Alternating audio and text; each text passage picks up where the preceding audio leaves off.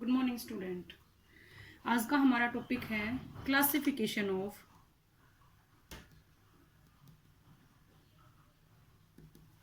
Crystalline solid.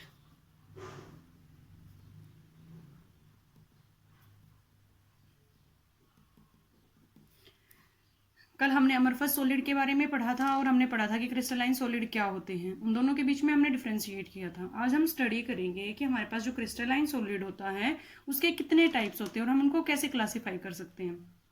तो देखो, हमारे पास जो सॉलिड होते हैं उनके अंदर कॉन्स्टिट्यूएंट पार्टिकल्स होते हैं। वो कॉन्स्टिट्यूएंट पार्टिकल्स आयंस भी हो सकते हैं, मॉलिक्यूल्स भी हो सकते हैं, उनके बीच में हाइड्रोजन बॉन्डिंग भी हो सकती है, कोवलेंट बॉन्डिंग भी हो सकती है,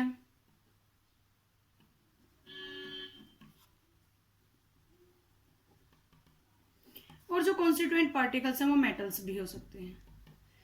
तो on the basis of constituent particles and on the basis of intermolecular force of attraction between them हम आयनिक सॉलिड को क्रिस्टलाइन सॉलिड को क्लासिफाई करते हैं। सबसे पहला क्लासिफिकेशन हम पढ़ेंगे इसके टाइप में आयनिक सॉलिड।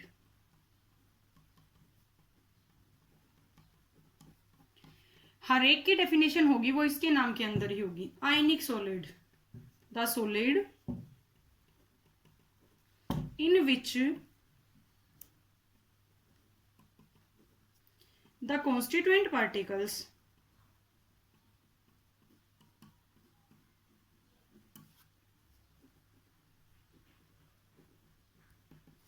are ions। आयंस हमारे पास दो टाइप के होते हैं, पॉजिटिव और नेगेटिव। ठीक है भाई। तो ऐसे सब्सटेंस जिनके अंदर कॉन्स्टिट्यूएंट पार्टिकल्स हों, ऐसे सॉलिड जिनके अंदर कॉन्स्टिट्यूएंट पार्टिकल्स क्या हो, आयंस हो, उनको हम क्या कहेंगे, आयनिक सॉलिड कहेंगे। ठीक है। आयनिक सॉलिड में हमारे पास पॉजिटिव और नेगेटिव होगा। फॉर एग्जांपल देखो, हमारे पास NaCl है। ठीक है। NaCl सॉल्ट का फॉर्मूला होता है जो कि एक सॉलिड होता है। जब ये बनता है, किससे बनता है, Na positive plus Cl negative. तो इसके अंदर जो कॉन्स्टिट्यूएंट पार्टिकल्स हो गए वो क्या हो गए हमारे पास भाई, आयनिक सॉलिड हो गए। अब आयनिक सॉलिड के अंदर फोर्स ऑफ अट्रैक्शन कौन सा होता है, इलेक्ट्रोस्टैटिक फोर्स ऑफ अट्रैक्शन। इनके बीच में जो अट्रैक्शन होगा वो कौन सा होगा, electrostatic charge at rest. Electrostatic का मतलब ही क्या होता है बेटा, चार्ज एट रेस्ट। अब देखो, ये आयंस हैं तो इनके मेल्टिंग और बॉइलिंग पॉइंट कैसे होंगे,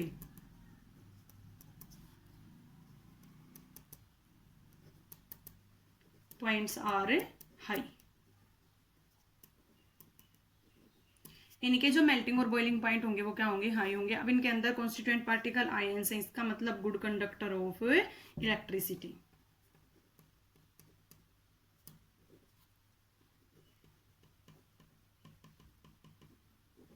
ये इलेक्ट्रिसिटी को बहुत अच्छे से क्या करेंगे, कंडक्ट करेंगे। ये सारी क्या होंगी, इसकी प्रॉपर्टीज होंगी। ठीक है। ये सोल्यूबल होंगे। अब देखो, आयंस हैं तो पोलर, अपनी पोलर फॉर्म में क्या होंगे बेटा, ये सोल्यूबल होंगे। ठीक है। उसके बाद इसकी नेक्स्ट प्रॉपर्टी क्या होगी, पोलर सोलवेंट क्या होते हैं और नॉन पोलर सोलवेंट क्या होते हैं, पहले ये देखो। 11th क्लास में भी पढ़ा था।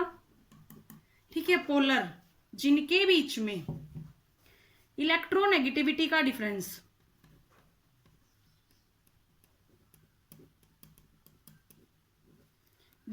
क्या हो, लार्ज हो। ठीक है। अब देखो, मेरे पास हाइड्रोजन है और क्लोरीन है। हाइड्रोजन फर्स्ट ग्रुप से बिलोंग करता है, क्लोरीन है वो 17 ग्रुप से बिलोंग करता है। अब इसकी इलेक्ट्रोनेगेटिविटी बहुत कम है और इसकी इलेक्ट्रोनेगेटिविटी क्या है, बहुत ज्यादा। इलेक्ट्रोनेगेटिविटी क्या होती है, tendency to attract shared pair of electrons. Tendency to attract shared pair of electron. तो ऐसे सब्सटेंस जिनके अंदर इलेक्ट्रोनेगेटिविटी का डिफरेंस बहुत ज्यादा होता है वो कैसे होते हैं, पोलर होते हैं। और जिनके अंदर स्मॉल इलेक्ट्रोनेगेटिविटी का डिफरेंस होगा और जो सेम फैमिली से बिलोंग करते होंगे वो कैसे होंगे, नॉन पोलर होंगे। H2, Cl2 दोनों हाइड्रोजन एक ही फैमिली से बिलोंग करते हैं, दोनों के बीच में डिफरेंस क्या होगा, स्मॉल होगा। दोनों क्लोरीन है वो एक ही फैमिली से बिलोंग करते हैं, दोनों के बीच में इलेक्ट्रोनेगेटिविटी का डिफरेंस क्या होगा, स्मॉल होगा। अब जब हम इनको डिसोसिएट कराएंगे, अब जब हम इनको क्या कराएंगे भाई, डिसोसिएट कराएंगे, तो क्या होगा कि इनके ऊपर ना तो कोई पॉजिटिव चार्ज आएगा ना कोई नेगेटिव चार्ज आएगा।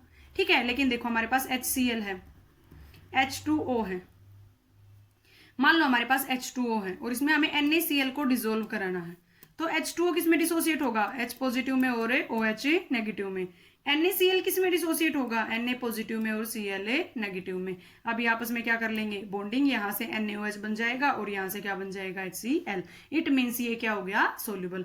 तो ये प्रॉपर्टी हो गई इसकी कि हमारे पास जो आयनिक सॉलिड होंगे वो पोलर सोलवेंट में ही क्या होंगे, डिसोल्व होंगे। ठीक है भाई, अब इसके बीच में इलेक्ट्रोस्टैटिक फोर्स ऑफ अट्रैक्शन होता है, तो ये क्लोजली पैक्ड होते हैं। ठीक है, तो हमारे पास जो आयनिक सॉलिड होंगे वो कैसे होंगे, हार्ड होंगे। ठीक है भाई, आयनिक सॉलिड होंगे वो कैसे होंगे, हार्ड होंगे। क्यों होंगे, क्योंकि बेटा इसके अंदर होता है electrostatic force of attraction, particles हैं वो एक दूसरे के क्या होंगे, क्लोजली पैक्ड होंगे। ठीक है, फर्स्ट हमारे पास क्या हो गया, आयनिक सॉलिड। सेकंड आता है हमारे पास मॉलिक्यूलर सॉलिड।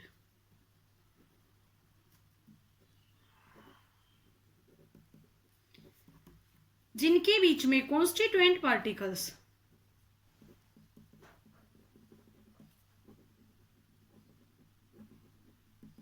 मॉलिक्यूल्स हों, क्या हो भाई, मॉलिक्यूल्स हों, उनको हम क्या कहेंगे, मॉलिक्यूलर सॉलिड। अब वो मॉलिक्यूल कोई भी हो सकते हैं, पोलर मॉलिक्यूल भी हो सकते हैं, नॉन पोलर मॉलिक्यूल भी हो सकते हैं, हाइड्रोजन बॉन्डेड भी हो सकते हैं। तो हम इसका क्लासिफिकेशन कर देते हैं 3 टाइप्स में, non polar molecules,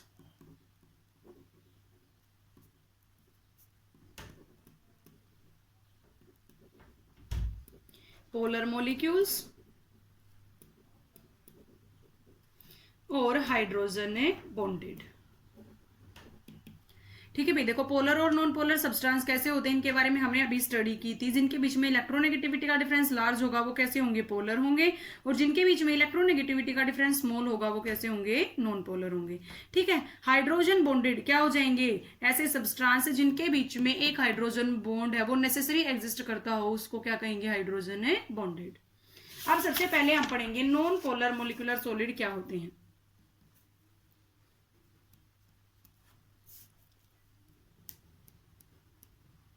molecular solid क्या होते हैं,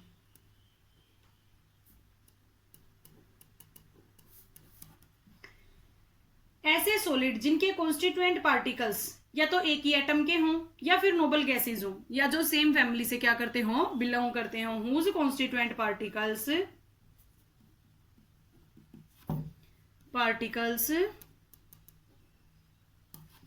आर ऑफ सेम एटम, किसके हो, या तो सेम एटम के हों या फिर क्या हो, नोबल गैसेस हो, और बिलोंग्स टू सेम फैमिली,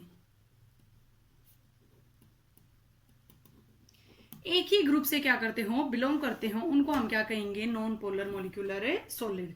अब ये नॉन पोलर है, इनके बीच में कोई भी आयन नहीं है, तो इनके बीच में जो इंटरमोलिकुलर फोर्सेज होंगे बेटा वो वीक फोर्स होंगे।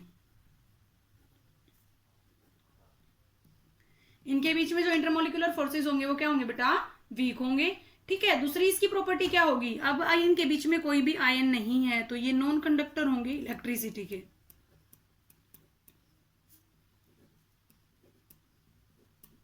ये इलेक्ट्रिसिटी को कंडक्ट नहीं करेंगे। अब ये नॉन पोलर हैं, ये सॉफ्ट होते हैं, अगर ये सॉफ्ट हैं तो इजीली मेल्ट हो जाएंगे, तो इनके मेल्टिंग और बॉइलिंग पॉइंट है वो कैसे होंगे, लो होंगे।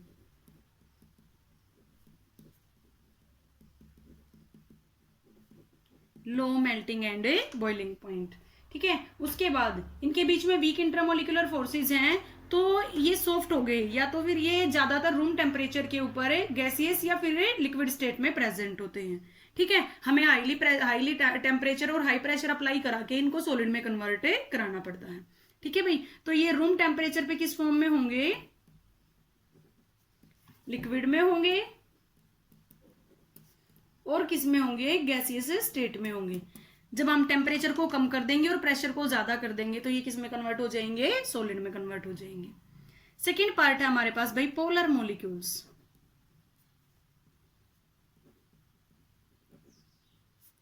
पोलर मॉलिक्यूलर सॉलिड, ठीक है। पोलर के बारे में हमने पहले भी पढ़ लिया है, जिनके अंदर कॉन्स्टिट्यूएंट पार्टिकल्स हो वो क्या हो, इलेक्ट्रोनेगेटिविटी का डिफरेंस क्या हो, उनके अंदर बेटा ज्यादा हो, ठीक है। पोलर मॉलिक्यूल्स जैसे क्या हो, हमारे पास HCl है, ठीक है, H2O है, NaCl है, ये सारे जो मॉलिक्यूल्स होंगे हमारे पास क्या होंगे, पोलर मॉलिक्यूल्स होंगे। सभी के अंदर इलेक्ट्रोनेगेटिविटी का डिफरेंस क्या होगा, ज्यादा होगा।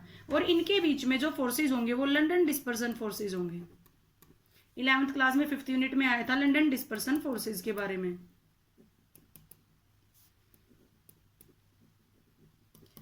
ठीक है भाई। तो क्या होंगे हमारे पास, लंडन डिस्पर्सन फोर्सेज होंगे, इनके बीच में फोर्स ऑफ अट्रैक्शन। सेकेंडली ये पोलर मॉलिक्यूल है, तो पोलर मॉलिक्यूल्स की एक प्रॉपर्टी होती है कि ये डाइपोल शो कराते हैं,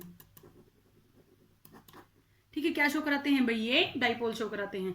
अब इनकी प्रॉपर्टीज क्या क्या होंगी, पोलर मॉलिक्यूल्स हैं, आयंस में होंगे, तो क्या होंगे, conductor of, non conductor of electricity,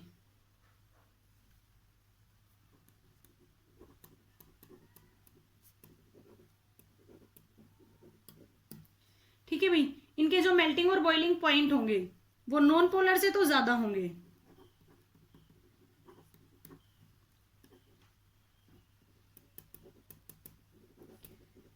larger होंगे या ग्रेटर होंगे, किससे, नॉन पोलर से।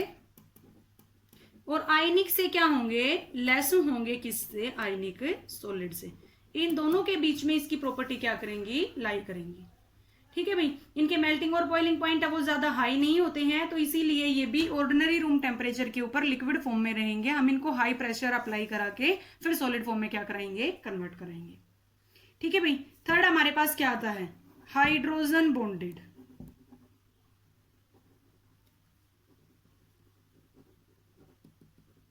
थर्ड हमारे पास क्या आ गया भाई, हाइड्रोजन बॉन्डेड। तो हाइड्रोजन बॉन्डेड का मतलब क्या होगा, ऐसे सॉलिड जिनके अंदर कॉन्स्टिट्यूएंट पार्टिकल्स हैं वो हाइड्रोजन बॉन्ड से जुड़े हुए हों। The solid in which constituent particles are held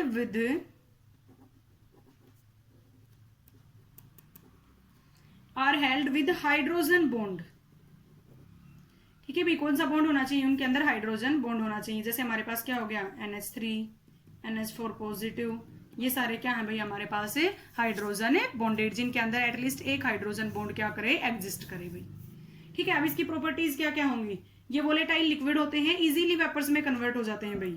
क्या होते हैं ये, वोलेटाइल लिक्विड, इजीली वेपर्स में कन्वर्ट हो जाएंगे। नॉन कंडक्टर ऑफ इलेक्ट्रिसिटी होंगे,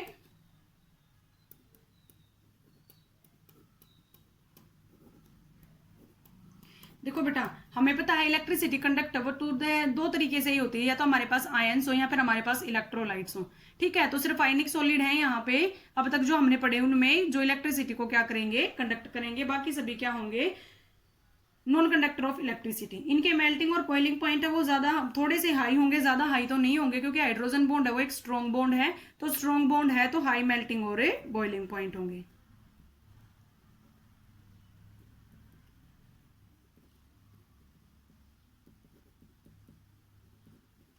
क्या होंगे भाई, इनके हाई मेल्टिंग और बॉइलिंग पॉइंट होंगे। तो ये थे हमारे पास मॉलिक्यूलर सॉलिड के 3 टाइप्स, ठीक है भाई, नॉन पोलर, पोलर और हाइड्रोजन बॉन्डेड। उसके बाद नेक्स्ट आता हमारे पास third type, covalent solid.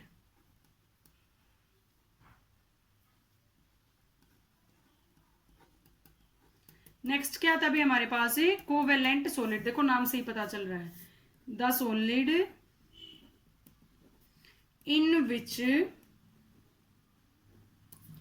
the constituent particles held with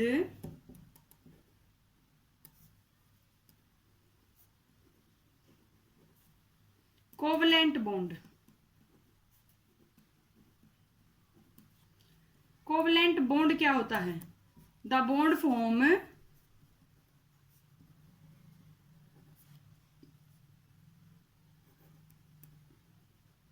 by the mutual sharing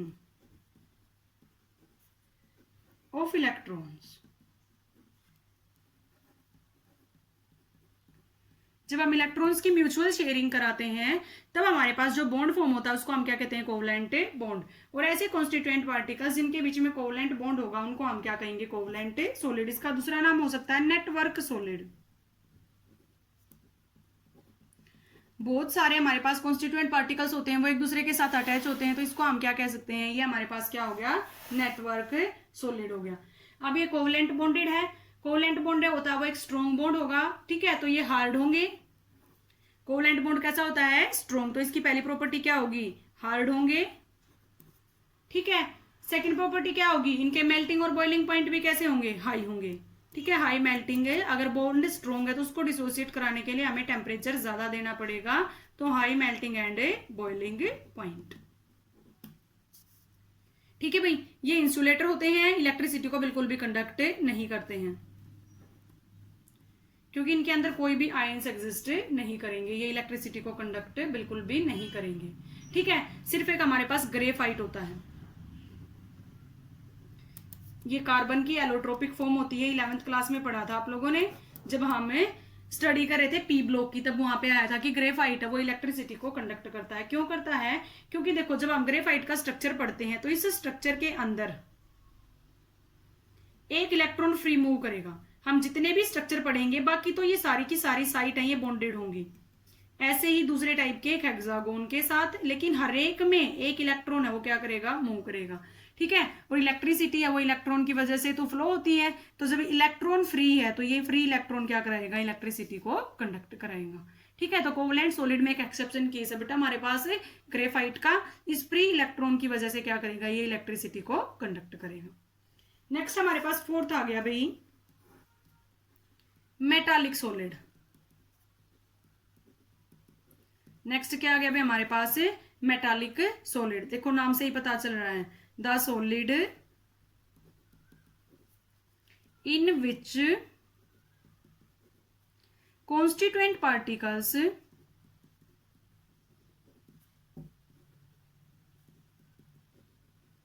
are metals। Constituent particles क्या हो भाई, मेटल हो। अब मेटल की प्रॉपर्टी आप लोगों को पता है कि metal good conductor of electricity होती है, ठीक है, हार्ड होती हैं, ब्रिटल होती हैं, लस्टर होती हैं, तो वही सारी हमारे पास जो प्रॉपर्टी होंगी किसकी होंगी, मेटालिक सॉलिड की होगी। इनके बीच में जो बॉन्ड होगा वो कौन सा बॉन्ड होगा, मेटल और मेटल के बीच में मेटालिक बॉन्ड होगा, ठीक है भाई। कौन सा बॉन्ड होगा, मेटालिक बॉन्ड होगा। इनकी थर्मल कंडक्टिविटी और इलेक्ट्रिकल कंडक्टिविटी बहुत ज्यादा होगी, ठीक है भाई। गुड कंडक्टर ऑफ इलेक्ट्रिसिटी होंगे, लस्टर शो कराएंगे ये, ठीक है भाई। तो ये हमारे पास क्या हो गए, मेटालिक सॉलिड। टोटल हमारे पास 4 टाइप हो गए किसके, क्रिस्टलाइन सॉलिड के, आयनिक solid, molecular solid, covalent solid और मेटालिक सॉलिड।